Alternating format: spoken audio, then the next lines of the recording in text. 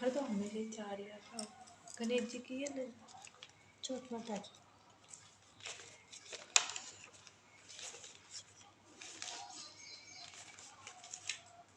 सही है।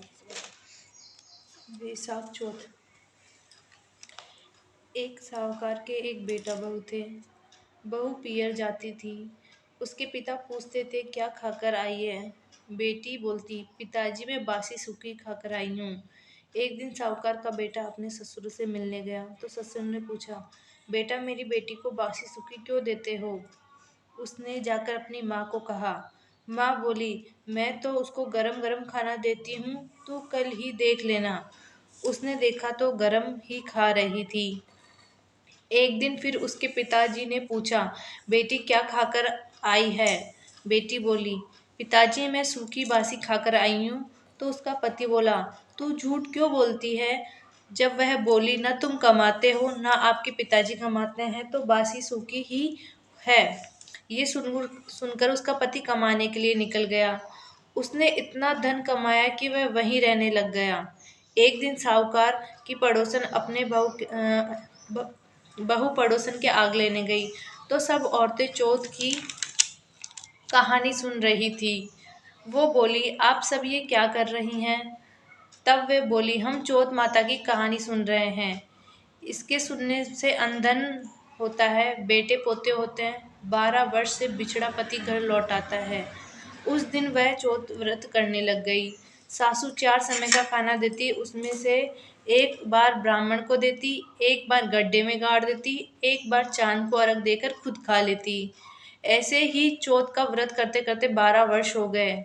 चौथ विनायक जी सोची कि इसको व्रत करते करते 12 वर्ष हो गए। अगर इसके पति को वापस नहीं लाए तो कलयुग में अपने को कौन मानेगा। इसलिए उस रात को ही चौथ माता उसके पति से बोली अब तू घर चला जा तेरी पत्नी तुझे याद कर रही है। तब वो बोला मैं तो काम में बहुत उलझ गया अब तो जाना मुश्किल है। चौथ माता बोली कि दिन उगने से पहले 2 घोड़े आंक कर चौथ का नाम लेकर बैठ जाना। देने वाले दे जाएंगे और लेने वाले ले जाएंगे। उसने वैसा ही किया देने वाले दे गए और लेने वाले ले गए। घर आने लगा तो एक बूढ़ा सांप दुख में जलने के लिए जा रहा था। उसने उसे छिचकार दिया। सांप बोला तूने मुझे क्यों छिचकारा मैं तुझे खाऊंगा। वो बोला खा लेना तू मुझे मेरी माँ से मिल आने दे फिर खा लेना। सांप बोला मैं तुझ पर कैसे विश्वास करूं। तो छत पर जाकर सो गया।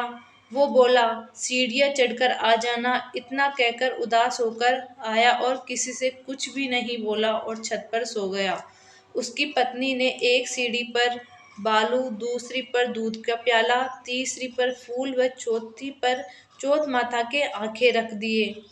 रात में सांप आया। पहले तो बालू में खूब लोटपोट खा लिया फिर दूध पी लिया फिर फूलों की खुशबू ले ली। चौथ माता सोची मैं इसका संकट नहीं टालूंगी तो अपने को कौन मानेगा। सो आंखें छटपट तलवार बन गए। सांप की पूंछ कटकर उसकी जूती में गिर गई तो सांप की पूंछ सोची मैं इसे झटका तो दिखाऊंगी। जब चींटियों ने आपस में बात करी इसकी पत्नी अपने को आटा घेरती थी इसलिए इसकी पति की रक्षा करनी चाहिए। इसलिए सारी चींटियों ने पूंछ को थोथी कर दिया और संकट टल गया। सुबह उठने में देर हो गई तो माँ उठकर जाने लगी तो सीढ़ियों में खून देखकर वो चिल्लाई कि मेरा बेटा मर गया। ऊपर जाकर देखा तो बेटा सो रहा था। बेटे ने आकर पूछा कि मेरे लिए कोई धर्म पुण्य करती थी क्या। तो माँ बोली मैं तो नहीं करती थी। जब उसने अपनी पत्नी से पूछा तो बोली मैंने किया था मैं 12 महीनों की चारों चौथ करती हूँ।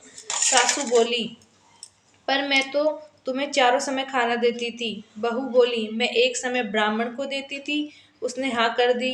एक समय गाय को देती थी गाय ने हुकारा भर दिया। एक समय गड्ढे में गाड़ देती खोदकर देखा तो सोने की रोटियों का ढेर लगा लगा रहा। एक समय का अर्घ देकर खा लेती थी। सारी नगरी में हेला फिरवा दिया कि पुरुष की लुगाई बेटा की माँ दीदा घोड़ा की धारनी सभी चौथ का व्रत करें। हे चौथ माता जैसे आपने सुहाग दिया वैसे सबको देना। कहानी के कहने वाले को सुनने वाले को हुकारा भरने वाले को आस पड़ोसन वाले सबको देना।